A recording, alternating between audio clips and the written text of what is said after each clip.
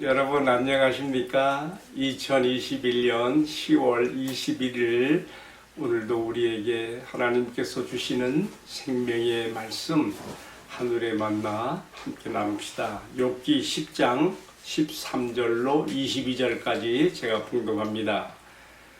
그러한데 주께서 이것들을 마음에 품으셨나이다. 이 뜻이 주께 있는 줄을 내가 아나이다. 내가 범죄하면 주께서 나를 죄인으로 인정하시고 내 죄악을 사하지 아니하시나이다. 내가 악하면 화가 있을 것이며 내가 의로울지라도 머리를 들지 못하는 것은 내 속에 부끄러움이 가득하고 내 환난을 내 눈이 보기 때문입니다.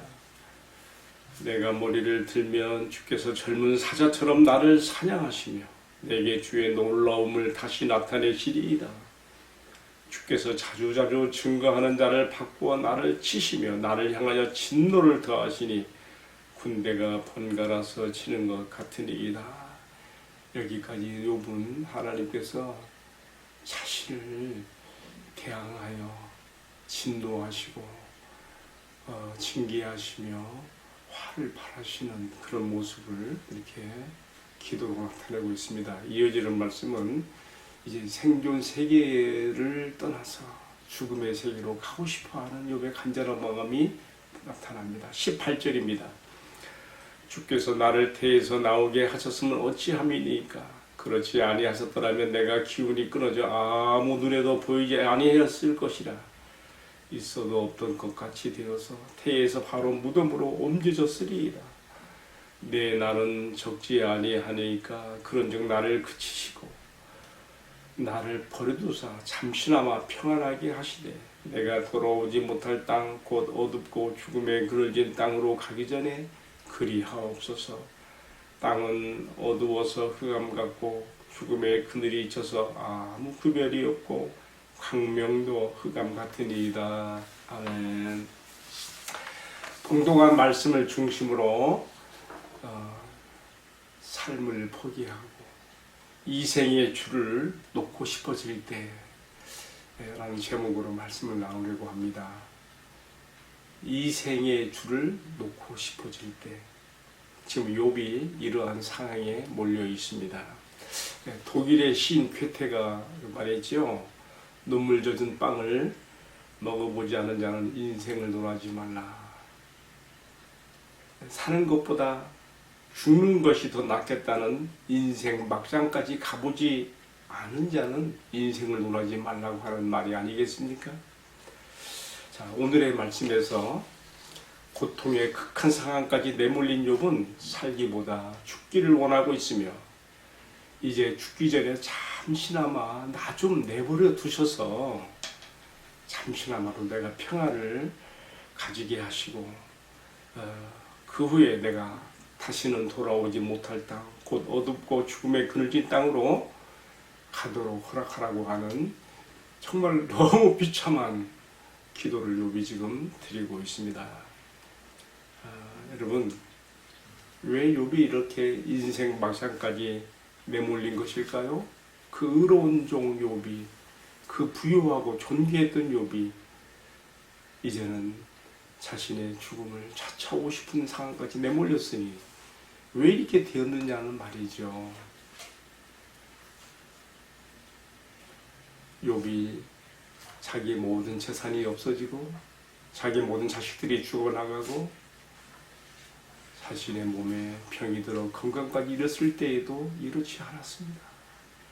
그러나 세 친구와 함께 변론이 서로 이어지면서 그가 하나님께 대하여 자기 친구들이 자기를 지금 죄의 결과로 그 재앙이 왔다고 하는 말로 밀어붙이면서 욥으로 하여금 자신이 죄인됨을 인정하게 하고 의를 포기하게 했을 때에 욥은 하나님께 대하여 그의 마음의 탄원을 나타내면서 마침내는 하나님도 더 이상은 나를 사랑하지 않는가 봐.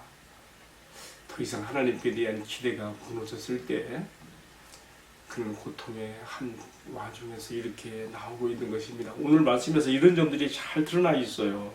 10장 13절에서 17절까지 보면요. 하나님께서 그렇게 친밀했던 하나님께서 나에게 사자처럼 나를 사냥하시고 군대가 자주 번갈아 가면서 공격해 들어오는 것처럼 지금 하나님께서 자기에게 진노를 더하신다고 이렇게 생각을 하게 되니까 욥이 고통 가운데서도 이생의 마지막 줄을 잡고 있었던 하나님께 대한 기대, 그러나 그것이 지금 무너지는 겁니다. 그 인생의 그 마지막 붙잡았던 인생의 줄을 스스로 놓고 짚어치는 것이죠. 하나님께 대한 기대가 무너지면서 이렇게 되는 것입니다. 어떻게 보면 욥이요 지금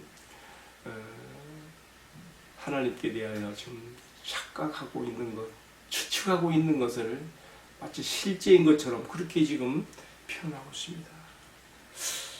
하나님께서 나를 사랑하지 않기 때문에 나를 사자처럼 나를 사냥하시고 군대가 번갈아 가면서 치는 것처럼 나를 치신다고 이렇게까지 생각하게 되었으니 뭐 더 이상 기대할 게 없는 것이지요. 그런데 그들처럼 살기보다 죽음을 선택하면서 한편 사후 저편에 있는 죽음의 세계에 대한 두려움도 있어요. 그래서 10장 22절에 이렇게 끝나고 있죠. 그 땅은 어두워서 흑암 같고 죽음의 그늘이 져서 아무 구별이 없으며 광명도 흑암과 같으니이다. 캄캄한 죽음의 세계에 자신이 던져지는 그 두려움도 함께 가지면서 지금 살기보다 죽기를 택하는 욥의 심경을 어떻게 이해해야 될 것인가, 오늘의 말씀에서 큰 퀘스천 마크가 됩니다. 자, 저는요 이처럼 하나님께 향하여 생명의 주이신 하나님께 대하여 도리어 살기보다 죽기를 택하는 이런 아이러니한 욥의 비관적인 기도를 보면서 그가 이런 기도를 드리게 되는 이면에는 무슨 이유가 작용한 것일까 생각을 해보게 됩니다. 앞에서 이미 제가 말씀드렸던 내용인데요, 다른 게 아니죠.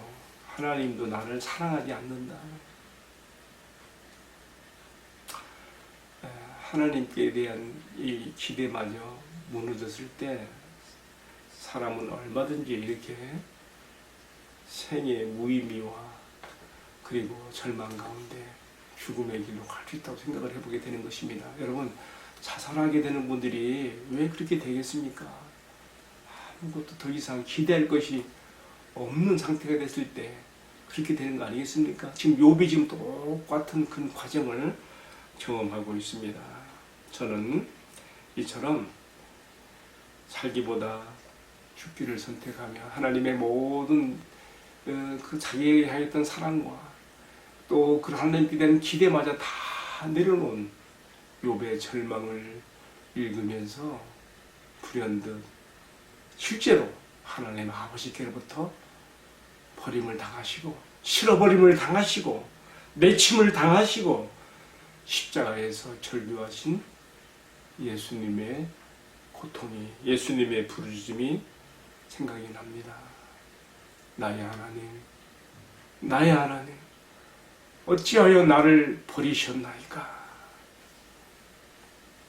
여러분, 우리가 욥기를 읽어나가면서 어떻게 보면 너무 지루하리라 할 만큼 욥의 고통의 얘기가 길게 이어지고요, 마침내는 오늘의 말씀에서처럼 죽음의 선택까지 떨어지는 것을 보면서 과연 이런 이야기들이 궁극적으로 가르치는 것이 무엇일까 하는 점에 대해서 생각을 해보게 되는데요. 그것은 뭐겠습니까? 하나님께서 사람이 되시어 우리에게 찾아오시는 나사렛 사람 예수 그리스도 안에서 우리의 구원을 위하여 그가 버림을 당하시고 내침을 당하시고 우리의 죄 대신 그가 대신 죄인의 자리에 서리며 하나님의 실어버리신 바가 되어 저주하심을 받은 바 되어 그가 이렇게 절규하신 것으로 생각해 보게 되는 것입니다. 여러분, 저는 욥기를 읽어나가면서 욥이 마지막까지 붙잡고 싶어 했던 그 최후의 가치, 그 보루가 무엇이었을까 생각해 봐요. 뭡니까? 너무 뻔하게 드러났지 않습니까? 그가 그의 모든 재산을 다 잃어버려서도 끄떡하지 않았습니다. 그의 자식들이 죽어나갔을 때에도 머리를 털을 쥐어 뜯으며 가슴을 흡입하는 고통 가운데 빠졌어도 그는 좌절하지 않았습니다. 주신 자도 여호와시오 취하신 자도 여호와시니 여호와의 이름에 찬양을 받으실지로다. 그의 몸에 무서운 피부의 악성 종기가 발하여 그가 고통스럽게 되었을 때에도 기아장으로 자기 몸을 가려움을 긁을 정도로 비참하게 되었을 때에도 그는 포기하지 않았습니다. 근데 지금 오늘의 말씀에서 욥이 왜 지금 죽음을 택하고 싶어하는 쪽으로 가고 있습니까? 여러분, 왜 욥이 살기보다 죽음을 선택하는 자리까지 떨어졌는가? 그 이유가 어디 있겠습니까? 욥이 자신의 최후까지 붙잡았던 그 가치가 뭐였습니까? 그 자기 의예요, 의. 친구들이 다 너의 이 재앙과 이 고통은 너의 죄의 결과라고 하는 인과율적인 그런 차원에서 접근에 들어올 때에도 그는 계속해서 그것을 막아내면서 자기를 지켰습니다.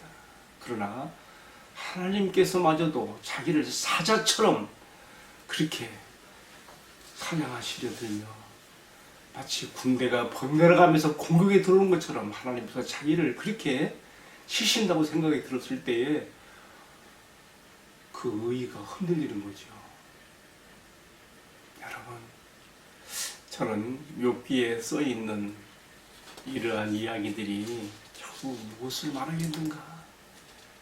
욥이 최후까지 놓치고 싶지 않았던 최후의 보루로 가치로 붙잡았던 그 의, 바로 하나님께서 사람이 되시어 우리에게 찾아온 나사렛 예수 안에서 그 의가 포기되어지고 내놓아지고 가장 거룩하신 분이 죄인의 자리에 서시게 되시는 우리 예수님의 모습을 우리가 보게 됩니다. 여러분, 예수님에게 있어서 고통이 무엇이었겠습니까? 물론 신체적인 고통도 있었겠죠. 그러나 더 큰 고통은 뭐겠습니까? 하나님께로부터도 버림을 당하시고 내침을 당하시고 실어버림을 당하셔야 되는 그가 죄인의 자리에 떨어진 것, 그것이 참을 수 없는 고통이었죠. 그러나 나 같은 죄인의 구속을 위해서 주님은 그 의 자리에서 죄인의 자리로 내려오셨습니다. 자, 이제 오늘의 말씀을 마무리하면서요, 바로 예수님께서 내가 서야 될 그 죄인의 자리에, 내가 받아야 될 하나님의 진도와 심판의 자리에 그가 서신 것 때문에 우리에게 살 길이 열렸고 희망이 열렸고 하나님께 나가는 길이 열린 것을 오늘의 말씀을 통해서 적용을 해보고 싶습니다. 내가 섬기고 있는 교회의 한 형제는 사는 것이 너무 힘들고 막막하고 삶이 무의미해서 수면제 약을 2번이나 먹고 병원 중환자실에 실려가서 죽었다가 살아나온 형제가 있습니다. 그는 그동안 조금씩 모아놓았던 수면제 약이 자신을 죽게 할 만큼 충분한 분량이 되었을 때에 자신의 입으로 그 약을 털어넣기 전에 그래도 내가 생각이 났는지 나에게 전화를 하지 못하고 문자를 보내왔어요. 제가 급한 마음으로 그가 누워있는 병원 중환자실에 가보았는데 죽고자 했으나 죽지 못하고 살아나는 것 때문에 좀 부끄럽고 기면쩍 어떤지 그는 눈만 말똥말똥 뜨고 있으면서 아무 말 없이 있는 것을 보았습니다. 병원 측의 얘기를 들어보니까 위를 깨끗이 다 세척했기 때문에 위기를 면했다고 그렇게 하는 얘기를 들었습니다. 여러분, 제가 그에게 무슨 말을 할 수 있겠습니까? 그 후로 저는 매일 습관처럼 그가 하나님께 사랑받고 있는, 하나님의 사랑받는 자녀라는 자존감을 갖도록 매일 카톡 문자를 보냈습니다. 그런데요, 그런 세월이 좀 흐르다 보니까 이제는 그가 나에게 도리어 매일 카톡 문자를 보내와요. 그래서 내가 이제 답장을 하게 되는 그런 형식이 서로 되게 되었죠. 어제는 이런 문자를 카톡방에 올렸더라고요. 에브라함 링컨이 쓴 글인데 그 글을 인용해서 자기 마음을 표시해 온 거죠. 자, 한번 읽어볼게요. 내가 걷는 길은 험하고 미끄러웠다. 그래서 나는 자꾸만 미끄러져 길바닥에 넘어지곤 하였다. 그러나 나는 곧 기운을 차리고 내 자신에게 말했다. 괜찮아. 길이 약간 미끄럽기는 해도 낭떠러지는 아니야. 여러분, 어제는 제가 이 카톡 문자를 받고 마음이 수연해지더라고요. 이제 하나님의 사랑받는 자녀로서 자존감을 회복한 이 형제가 보내온 글을 보니까 너무 감사했습니다. 내 삶의 형편이 너무 구차하고 비참하며 하나로 살아가는 것이 너무 무의미하고 하나님께 버림받은 인생 같은 그러한 절망 속에서도 우울증이 또 외로움이 내 삶을 먹구름처럼 덮어서 버거울 때에도 결코 하나님을 향한 기대만큼은 포기하지 않아야 되는데 그 이유는 바로 나 같은 죄인을 위해서, 나 같은 죄인을 이처럼 비참과 무의미한 삶에서 건지기 위해서 하나님께서 친히 사람이 되신 나사렛 사람 우리 주님 예수 그리스도의 십자가를 통해 그가 나의 모든 비참과 절망을 다 가져갔기 때문입니다. 욥이 당면한 고통 가운데 죽음을 선택하는 것보다 더 큰 고통 가운데 처하여 하늘과 땅 사이에 매달리려 나의 하나님 어찌하여 나를 버리시나이까 외치셨던 바로 나사렛 사람 우리 주님 예수 그리스도의 대속적이며 대리적인 죽음 안에서 하나님은 그의 공의가 조금도 손상받지 않으시면서 충분한 죄의 불의에 대한 그런 대가를 다 지불하시면서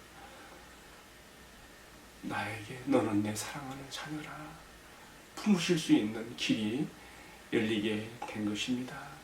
우리 주님 예수 그리스도 안에서 그의 대리적 대속적 죽음을 통해서 우리를 더 이상 죄인으로 보지 않으시고 진노와 심판을 부숴야 되는 그런 악한 죄인으로 보지 않으시고 너는 내 사랑하는 자녀야 품으신 하나님의 사랑 안에서 우리는 충분히 인생을 살아갈 만한 그러한 희망과 그런 의욕 가운데 살아갈 수가 있지 않겠습니까? 기도하겠습니다. 사랑하시는 주님, 너무나 사랑하셔서 독생자의 외아들을 우리 예수님을 십자가에 못 박혀 죽게 하시기까지 나의 모든 죄를 대신 담당하게 하시고 다 같은 죄를 품으시고 너는 내 자녀라 불러주심을 감사합니다.